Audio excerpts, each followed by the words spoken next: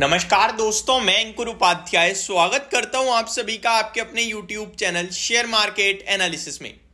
बाजार life high के पास trade कर रहा है, बहुत ही अच्छा ट्रेडिंग सेशन चल रहा है, लेकिन ऐसे में दो आईपीओ भी आज बाजार में उतरे हैं, एक डॉम्स का और एक इंडिया शेल्टर फाइनेंस का। दोनों आईपीओ को दमदार रिस्पॉन्स मिला था और दोनों आईपीओ बहुत अच्छा प्रदर्शन भी कर रहे हैं आपके लिए लिस्टिंग पे। जिसको अलॉटमेंट मिला है, पैसा बन रहा है उनका। इंडिया शेल्टर फाइनेंस में 17-17.5% प्रीमियम के साथ लिस्टिंग और अभी ट्रेड कर रहा है स्टॉक। डॉम्स लगभग 76% ऊपर ट्रेड करता हुआ दिख रहा है 1393 के भाव पर। इशू प्राइस था 790 का। इंडिया शेल्टर फाइनेंस की बात करूं अगर मैं, तो 493 का इशू प्राइस था, जिसके सामने 579-580 पे ट्रेड कर रहा है।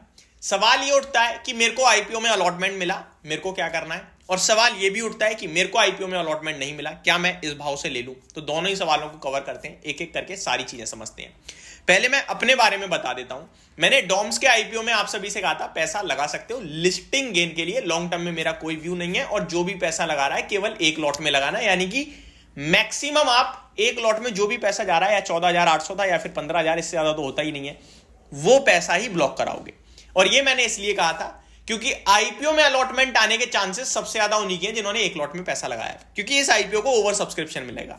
ओवर सब्सक्रिप्शन के केस में सबको एक लॉट ही मिलता है। तो जिन जिन ने एक लॉट की एप्लीकेशन लगाई होती है उन्हें सबको पहुंच जाता है पहले, फिर जिन्होंने मल्टीपल लगाई होती है उन सबको एक एक पहुंचता है। ठीक है, एक लॉट से ज्यादा किसी को नहीं मिलता, क्योंकि सब्सक्रिप्शन ही ज्यादा मिल गया है। ओवर सब्सक्रिप्शन के केस में एक लॉट ही मिलता है, तो फालतू में पैसा क्यों ब्लॉक करना। लेकिन लोगों की मेंटेलिटी ये कहती है मैं 10 लॉट लगाऊंगा तो कंपनी एक लॉट दे देगी। सबसे गलत सोच है। एक लॉट वालों को पहले क्लियर करती है कंपनियां।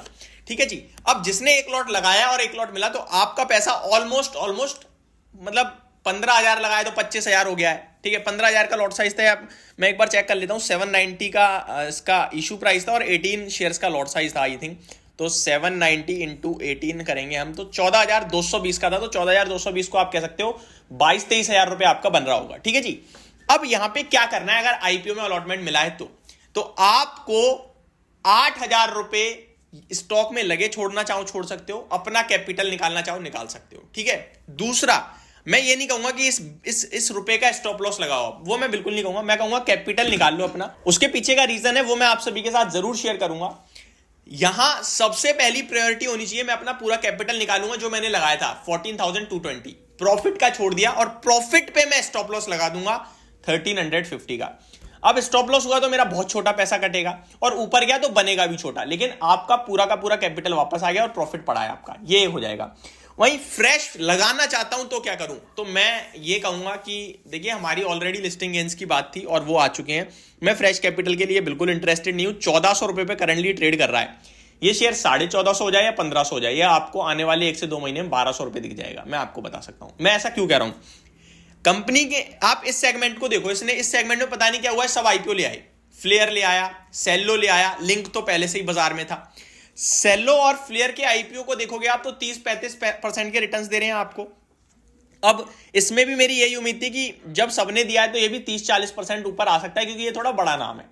वही मेरी उम्मीद एग्जैक्टली ठीक बैठी, बट इतनी उम्मीद मैंने नहीं करी थी। तो मैं आपसे कहूंगा कि यहां पे आप पैसा ना लगाएं। इसके पीछे कुछ और भी रीजन मैं दे सकता हूं, लाइक वैल्यूएशन टर्म्स पे अगर आप आओ तो लिंक देख लो, सेल्लो देख लो, या फिर देख लो आप फ्लेयर। ये आईपीओ सबसे महंगा ट्रेड कर रहा है आपके लिए। 57 to 60 के पीई पे ट्रेड कर रहा है। अगर आप फ्लेयर की बात करो तो वो भी ऑलमोस्ट 45 पे, आई थिंक 33 पे है। फ्लेयर 33 पे है, सेल्लो 45 पे है। ठीक है, सेल्लो भी 60 पे आई थिंक। सेल्लो और आपका डॉम्स एग्जैक्टली 60 के पी पे, और वहीं सबसे पुरानी कंपनी लिंक लिमिटेड जो है वो आपके लिए मात्र 25 के पी पे है। तो मेरे को उम्मीद नहीं है इनसे कि ये यहां से और अच्छा करेंगे। और सबसे बड़ी बात यह है कि जो डॉम्स का आईपीओ है, इसका मैनेजमेंट का इंटरव्यू मैंने जस्ट अभी सुना, जहां पे वो कह रहे हैं कि हम ऑलरेडी 93% की कैपेसिटी पे ट्रेड कर रहे हैं, यानी कि उनके पास तो ग्रोथ का विकल्प ही नहीं है। आप जो प्रोडक्शन कर रहे हो 93% ऑलरेडी आपका जा रहा है, 7% की ग्रोथ है और 60 के पी पे आप ट्रेड कर रहे हो, तो बाजार उसे कैसे गंवारा रख सकता है। तो ये भी 2-3 चीजें हैं। तो मैं आपको नहीं कहूंगा कि आप इसमें फ्रेश एंट्री लो, वो भी इस भाव पे। थोड़ा बहुत ऊपर आ जाए वो बात अलग है, लेकिन मैं इंटरेस्टेड नहीं हूं। इंडिया शेल्टर फाइनेंस में मैंने आपको आईपीओ में भी यही कहा था कि देखिए आईपीओ में बूम चल रहा है, इसलिए पैसा बन जाए तो ठीक है, अदरवाइज मेरा कोई इंटरेस्ट नहीं है। क्योंकि जिस सेगमेंट में ये है उसमें अंधी बहुत सारी कंपनियां, मतलब एक वर्ड होता है हमारे यहाँ की अंधी कंपनियां हैं, मतलब बहुत सारी हैं। तो बहुत सारी हैं यहाँ पे, मतलब कोई है ही नहीं इतना कि मतलब गिनो।